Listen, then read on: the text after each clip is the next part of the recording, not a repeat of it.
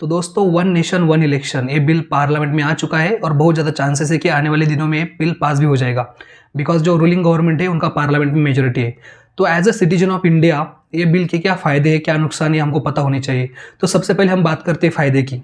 तो इस बिल का सबसे बड़ा फायदा ये है कि हमारा देश का पैसा बच जाएगा। ऐसा माना गया है कि 2019 में जो लोकसभा इलेक्शन हुए थे उसमें अराउंड 50,000 करोड़ रुपए खर्च हुए थे, एंड इन 2024 में तो ये खर्चा 1 लाख करोड़ से भी आगे चला गया था। मतलब देखो, एक ही सिंगल लोकसभा इलेक्शन के लिए इतना ज़्यादा खर्चा हो रहा है। तो अगर लोकसभा और विधानसभा के इलेक्शन साथ में होते तो ये जो खर्चा हो रहा है वो कम हो सकता है, मतलब हमारे देश के पैसे बच सकते हैं।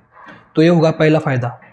दूसरा फायदा ऐसा है कि देखो, देश में जब भी कोई इलेक्शन होता है तो इलेक्शन का डेट डिक्लेयर करने से रिजल्ट आने तक इस दौरान हमको मॉडल ऑफ कंडक्ट जो रहता है वो फॉलो करना पड़ता है। मतलब गवर्नमेंट इस दौरान कोई भी डेवलपमेंट का जो न्यू प्रोजेक्ट है उसको डिक्लेयर नहीं कर सकता, कोई भी इंफ्रास्ट्रक्चर रिलेटेड प्रोजेक्ट है उसको डिक्लेयर नहीं कर सकता। मतलब पूरा देश का जो डेवलपमेंट है वो उस दौरान रुक जाता है। तो वन नेशन वन इलेक्शन के आने से ये चीज़ें कम होगी, बिकॉज एक ही बार में लोकसभा और विधानसभा का इलेक्शन हो जाएगा, तो स्टेट का अलग से मॉडल ऑफ जो कंडक्ट है वो नहीं रहेगा।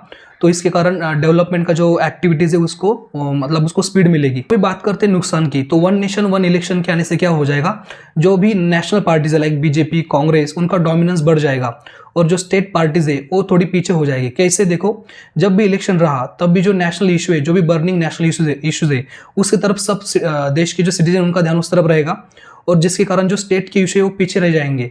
तो उसके कारण इसका फायदा हो जाएगा नेशनल पार्टीज को। और दूसरा नुकसान ऐसा है, देखो, कि हमारे देश में जो सिस्टम है वो है कोऑपरेटिव फेडरलिज्म सिस्टम, मतलब जिसमें कुछ पावर सेंटर को दिए गए, कुछ पावर स्टेट को दिए गए। तो दोनों को भी पावर है और दोनों भी अपने पावर यूज कर सकते हैं। लेकिन वन नेशन वन इलेक्शन होने से जो नेशनल पार्टीज है वो डोमिनेटिंग हो जाएंगी, और जिसके कारण जो स्टेट को कॉन्स्टिट्यूशन ने पावर दिए है वो उसको अच्छी तरह से यूज नहीं कर पाएंगे।